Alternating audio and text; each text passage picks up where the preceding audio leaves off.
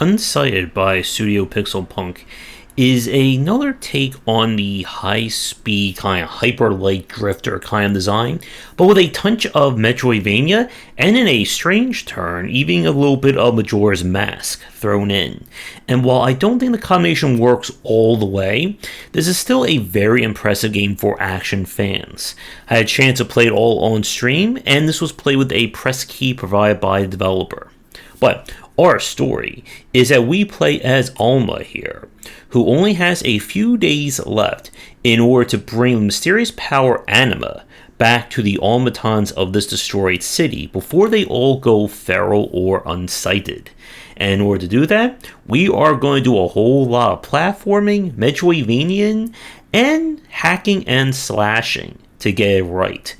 To the game's credit, it has a really great flow in terms of the world design and the pacing of its Metroidvania aspects. You have 5 dungeons to explore. Each dungeon can be tackled in a different order. The game even allows for a reverse dungeon order, which is a lot harder, but the tools and tricks that you pick up are a lot more universal than just being simple keys, as we see in other Metroidvania and other action games. Most of your items have multiple purposes to them, which enables you to do a lot more with them, and if you're good at platforming and getting the movement down, it does allow you to sequence break in some cases. Now, the real meat of the gameplay, of course, is the combat. And while it may not look it from the footage that you're going to see throughout this play, this game is very challenging in terms of its combat.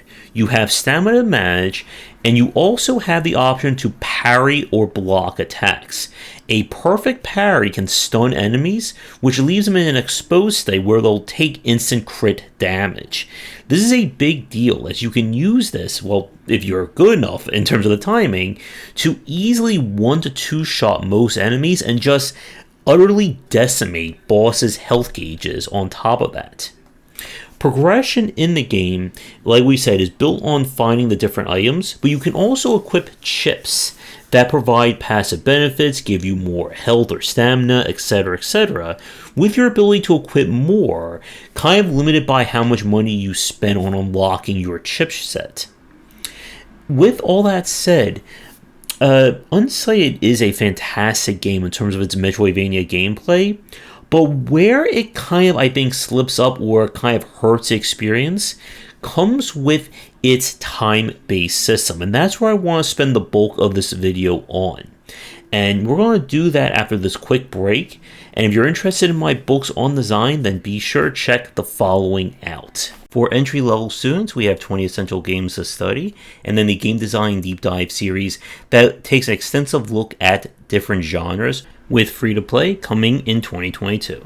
When it comes to Unsighted, a major part of the design that may not really be known when you first start playing is that the game features a real-time countdown.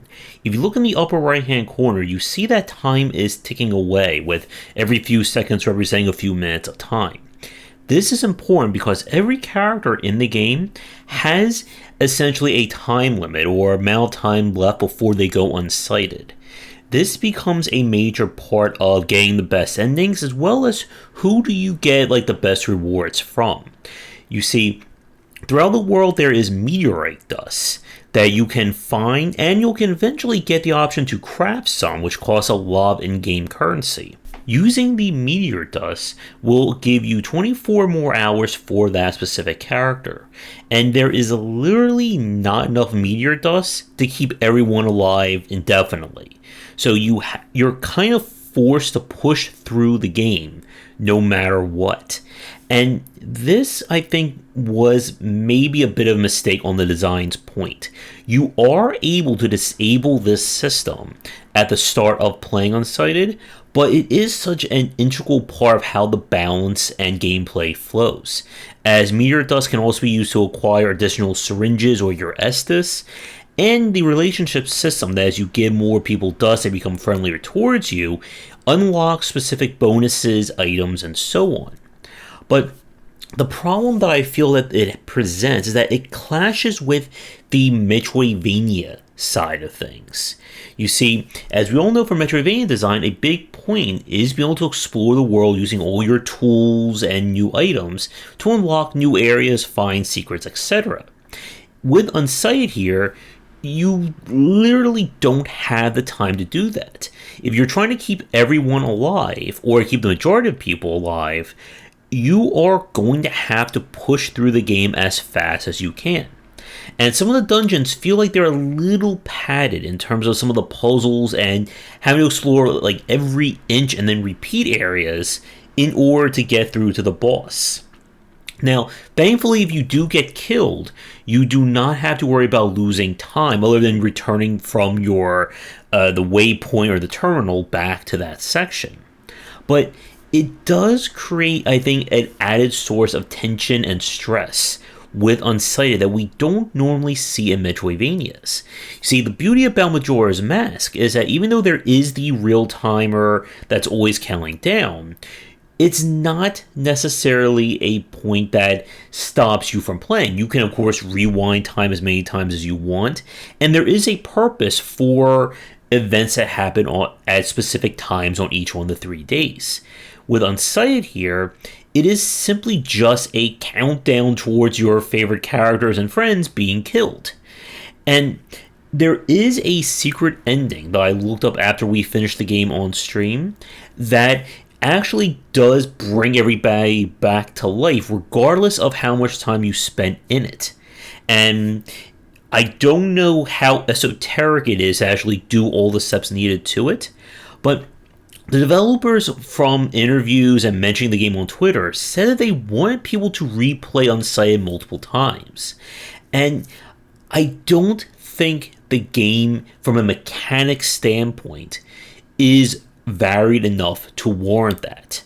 You see, again, you have 5 dungeons, everything is 100% handmade and linear, so it's not like replaying the game is going to open up different routes or let you play it differently, with exception to the reverse order challenge. Now, if this was, a roguelike or, randomized design, that would be a different story. And I feel it is a tall ask to request people to replay the same linear story multiple times in order to figure out the best route and run to it.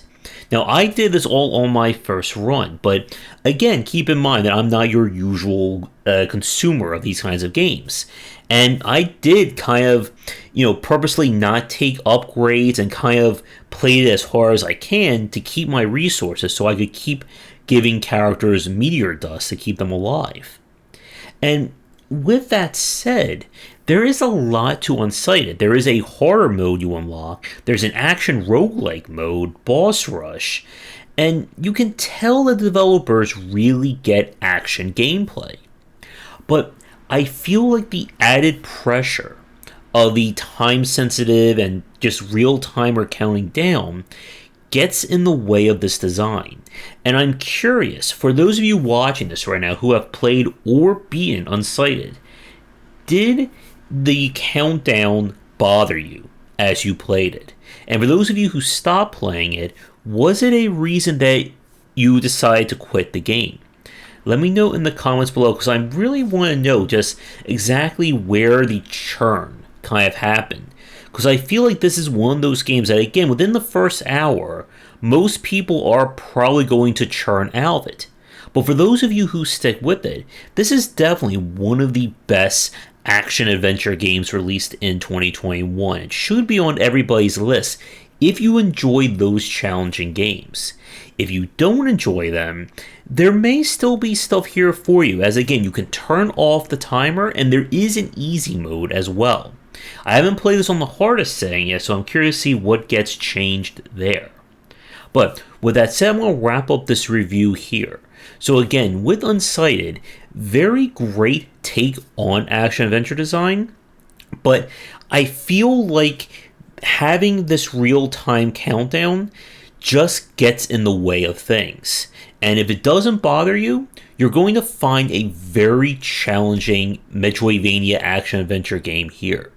I'd like to thank the developers again for giving me a press key to check this one out. As always, if you'd like me to tickle your game in the future, please get in touch.